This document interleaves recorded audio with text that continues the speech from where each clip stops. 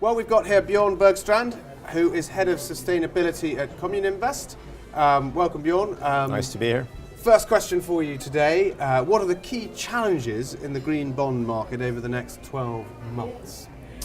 Well, I think one of the key challenges for this market is really to become relevant and live up to its promise. I think we are all engaged in this market because we see the great challenges facing the world. This market has grown tremendously over the past 3 years or so. It still remains, however, a very tiny fraction of the bond market. I think its main challenge is to become, in a way, mainstream, to find itself more into mainstream portfolios, and to become relevant in the context of the global climate challenge and the promises of the Paris Agreement. So relevant to people and relevant to investors. And on that note, I suppose, on to our second question, how can issuers broaden their investor base?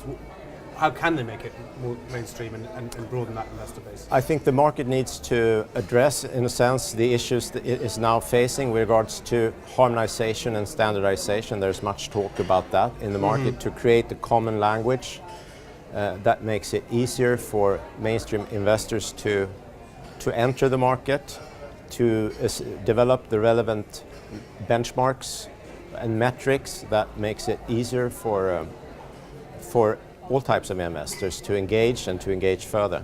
Okay. Moving on to a more geopolitical question. Donald Trump obviously pulled the US out of the Paris Agreement. China have kind of started to take a lead. They put themselves at the front of the queue in terms of greening the financial sector. Can the West learn anything from China? I think it can learn a whole lot, actually. Obviously, the context is different for Western economies, but the Chinese initiative shows you what can be done if the government really wants to engage in this market.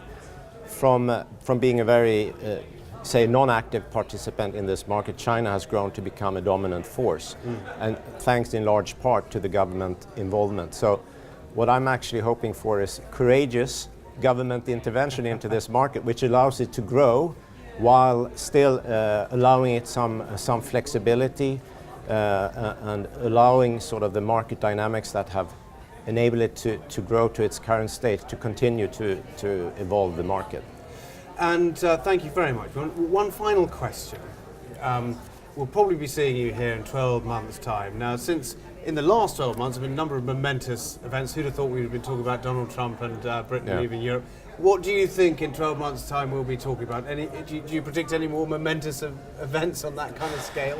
Well, it's hard to predict. What I hope we will be talking about is the very strong government show of stimulus that has come to the market.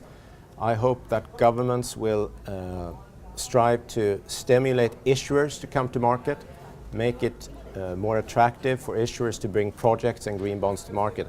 And that's what we really need, I think, in order to balance this current mismatch of supply and demand.